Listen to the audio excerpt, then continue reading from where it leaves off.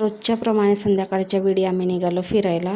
तर मी कधी एकटी जाते, आली तर मग जान्हवी येते, तिची मम्मी कधी असली तर ते येते, नाही तर रुद्रांश आणि मी आम्ही दोघंच मायलेक जातो फिरायला. हा जो रस्ता आहे तो आमच्या मागच्या साईडचा आहे आणि इकडे नवीन बिल्डिंग बनतात, म्हणजे कॉलनी वगैरे आहे.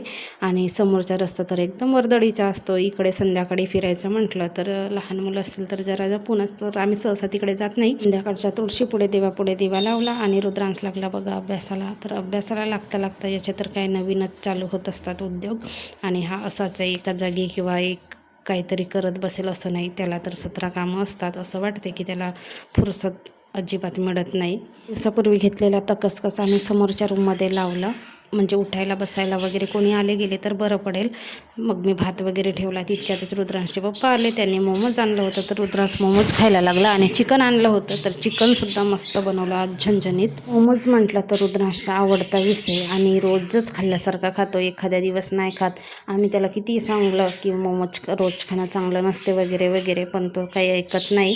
मग काय खात बस, मग मुलांचे हट्ट तर पुरवावेच लागतात. रात्रीचं जेवण झालं, भांडे वगैरे घासून घेतले आणि हे आमचे बघा राघू मैना यांचे तर बडबड चालूच असते. जेवण झाल्यानंतर रोजच्या प्रमाणे फिरायला थोडा वेळ